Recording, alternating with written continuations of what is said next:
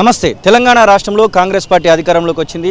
ముఖ్యమంత్రిగా సీఎంగా రేవంత్ రెడ్డి ప్రమాణ స్వీకారం చేయడం జరిగింది. దాదాపు 11 మంది మంత్రులు కూడా ప్రమాణ స్వీకారం చేసినటువంటి పరిస్థితి. నాంపల్లి నుంచి పోటీ చేసి మరొకసారి కూడా కొద్ది దూరంలో విజయాన్ని చేదర్చుకున్నటువంటి ఫిరోజ్ ఖాన్ మనతో పాటుగా ఉన్నారు. సార్, ముందుగా మీకు కంగ్రాచులేషన్. కాంగ్రెస్ పార్టీ మీరు చెప్పినట్టుగానే అధికారంలోకి వచ్చింది. అసలు నాంపల్లిలో గెలుస్తారు ఖచ్చితంగా అనుకున్నటువంటి తరుణంలో మళ్ళీ ఎలాంటి అక్కడ ఏం జరిగింది? అసలు ఫేక్ ఓట్లే జరిగినాయి అనుకోవచ్చా? 50% బోకస్ ఓట్లు తీసినాం, 50% అట్లనే ఉన్నాయి. సో అప్పుడే చెప్పినా నేను, ఆ 50,000 బోకస్ ఓట్లు పెట్టుకొని గెలవాలంటే కష్టం, కానీ చేద్దామని పోయినాం ముందుకి. ఎలక్షన్ కమిషన్ కానీ అండ్ పోలీస్ కానీ చాలా బాగా సపోర్ట్ చేస్తారు మాకు. సో ఒక మూవ్మెంట్ తీసుకువచ్చినాం. ఇప్పుడు దాకా ఏమైంది అంటే 2009, 14, 18 ఒక బోకస్ ఓటు కూడా తీయలేదు, కానీ ఇప్పుడు బోకస్ ఓట్లు తీసినారు, ఇంకా తీయాలి. సో ఇప్పుడు నేను రేవంత్ రెడ్డి గారికి ఏం చెప్తున్నా అంటే, నాంపల్లిలో ఇట్లా బోకస్ ఓట్లు ఉన్నాయి, టోటల్ హైదరాబాద్లో ఉన్నాయి. ఒకవేళ ఈ బోకస్ ఓట్లు తీసేస్తే ఎంఐఎం వీక్ అయిపోతుంది, అసదుద్దీన్ డ్రామా క్లోజ్ అవుతుంది. ఇప్పుడు మున్సిపల్ కార్పొరేషన్ మన చేతిలో ఉన్నది. ఇది ఓట్లు ఎంట్రీ చేయాలి, డిలీట్ చేయాలి అంటే బిఎల్ఓ, బూత్ లెవెల్ ఆఫీసర్.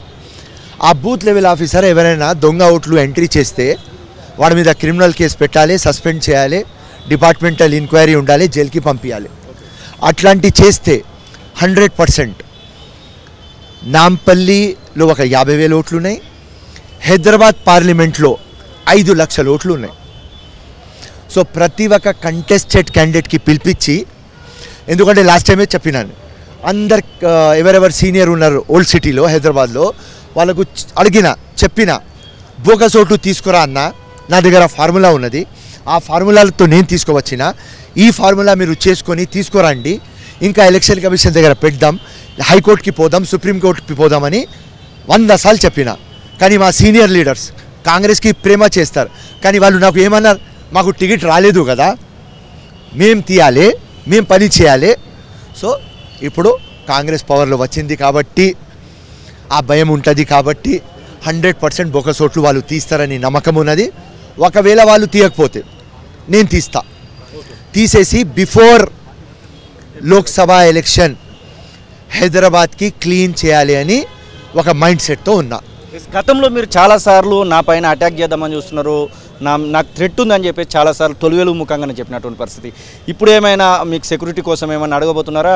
ఇక్కడ ఉన్నటువంటి హోంశాఖ కూడా చీఫ్ మినిస్టర్ చేతిలోనే ఉంది, అలాంటి ఆలోచనలు ఏమైనా చేస్తున్నారా? 100% నాకు ఇచ్చినారు, సెక్యూరిటీ తీసేసినారు, మళ్ళీ ఇచ్చేస్తారు, అది నో ప్రాబ్లం. ఒకసారి రేవంత్ రెడ్డి అన్నకి చెప్పేస్తే అయిపోతుంది, అది ఓకే. కానీ మోస్ట్ ఇంపార్టెంట్ నాకు ఏమంటే, ఈ బోకస్ ఓట్లు ప్యూరిఫికేషన్ ఆఫ్ ఎలక్టరల్ రోల్స్ ఎట్లా చేయాలి, ఈ దొంగలంగా బోకస్ ఓట్లు ఎట్లా తీయాలి, నెక్స్ట్ ఎంపీ ఎలక్షన్లో మన కాంగ్రెస్ పార్టీ ఇంకా ఎట్లా గట్టిగా కావాలి, వచ్చే కార్పొరేషన్ ఎలక్షన్లో మేము ఎక్కువ సీట్లు ఎట్లా గెలవాలి, దీనికి బునియాద్ బేస్ ఓట్లు, బోకస్ ఓట్లు. దానికోసం ఈ సబ్జెక్ట్ మీదనే రేవంత్ అన్నకి కలవడానికి నేను వచ్చిన. వారం నుంచి ఢిల్లీలో ఉన్నా, టైం దొరకలేదు, ఇలా వద్దామన్నా చూసిన, రైట్ పరిస్థితి టైట్ ఉన్నది ఇక్కడ, ఇంటి దగ్గర కలుస్తా, బోకస్ ఓట్ల ఇంకా పడతా, ఆ బోకస్ ఓట్లు పోయేదాకా ఫిరోజ్ ఖాన్ నిద్రపోడు.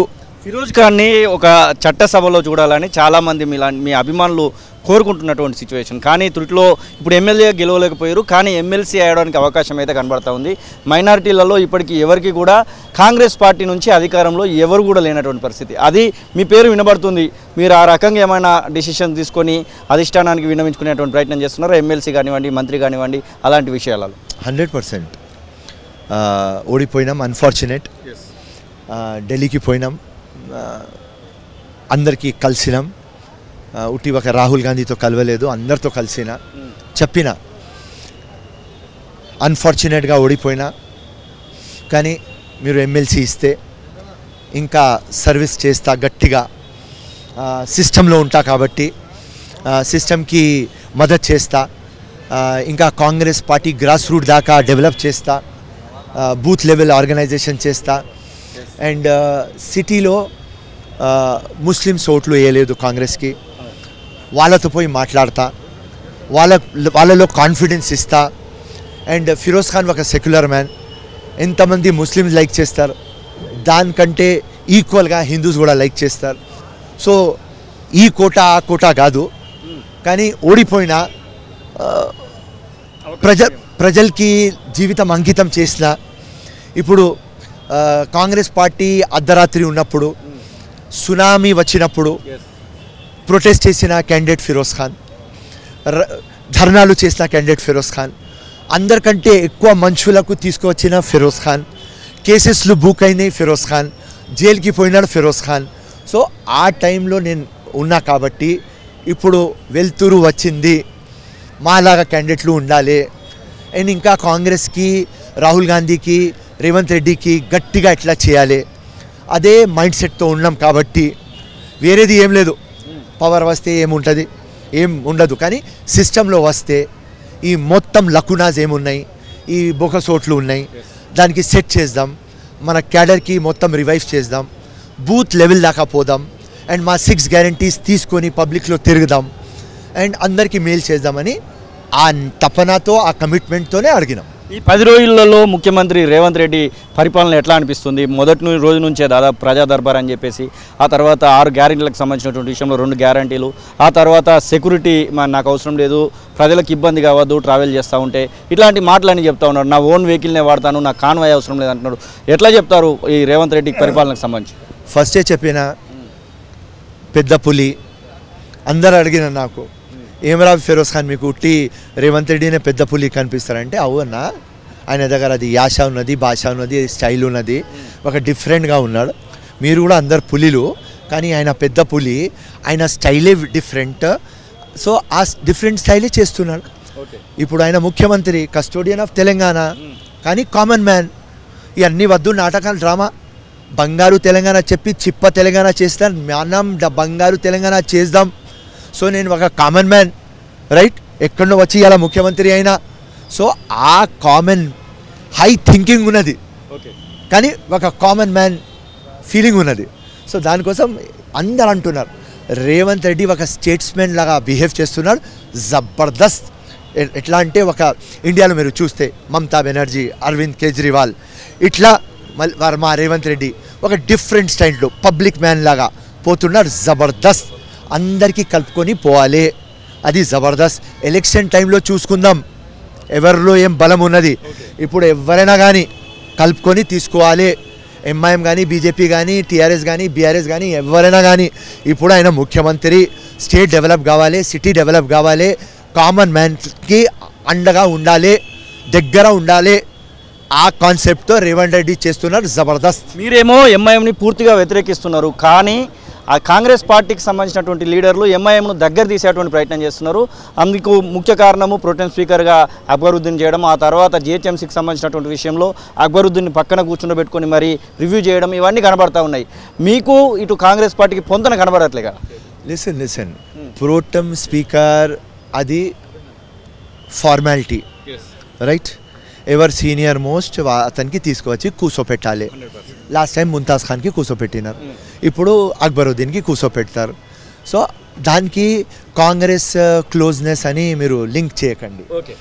దాని తర్వాత సిటీలో డెవలప్మెంట్ కాలేదు, అది మేం రేవంత్ రెడ్డి 100 సార్లు చెప్పినాం. ముఖ్యమంత్రి ఒక్కసారి కూడా ఓల్డ్ సిటీ పోలేదు. ఒక ఓల్డ్ సిటీకి ఒక బ్లాక్ లిస్టెడ్ ఓల్డ్ సిటీ తయారు చేసినారు. సో దాని తర్వాత రేవంత్ రెడ్డి మైండ్లో ఉన్నది, రైట్, ప్రజలు కదా. ఏదైనా ఏ పొలిటికల్ పార్టీ అక్కడ ఉన్నది అది వేరే మాట, కానీ ప్రజలు ఉన్నారు కదా, ప్రజలకి మేలు కాలేదు కదా, ఓల్డ్ సిటీ కూడా డెవలప్ కావాలి కదా. ఆయన వాళ్ళతో మాట్లాడుతున్నారు, వాళ్ళతో మాట్లాడుతుంటే ఎంఐఎంతో క్లోజ్, ఎంఐఎంతో జీవితంలో క్లోజ్ కాలేం, ఖుల్లా చెప్పేస్తున్నా. రాహుల్ గాంధీ క్లియర్ కట్ చెప్పేస్తున్నాడు, అసదుద్దీన్ బీజేపీ ఏజెంట్ అని పబ్లిక్లో చెప్పినాడు, ప్రెస్లో చెప్పినాడు, వరంగల్లో చెప్పినాడు, అక్కడ శంషాబాద్లో చెప్పినాడు, అన్ని జగ చెప్పినాడు. So Asaduddin 100% B team to BJP. ఆ పార్టీతో మేము ఎట్లా లింక్ పెట్టుకుంటాం? ప్రజలకి మేలు కావాలి అని ఆ లంగా ఫెలోస్తో మాట్లాడుతున్నాం, అంతే. రైట్. ఇది ఫిరోజ్ ఖాన్ చెప్తున్నటువంటి మాటలు. ఖచ్చితంగా నాకు ఎమ్మెల్సీ వస్తుందనేటువంటి ఆశాభావాన్ని అయితే ఫిరోజ్ ఖాన్ వ్యక్తం చేస్తున్నటువంటి పరిస్థితి. కెమెరా పర్సన్ సతీష్తో శ్రీనివాస్ తొలివెలుగు, హైదరాబాద్.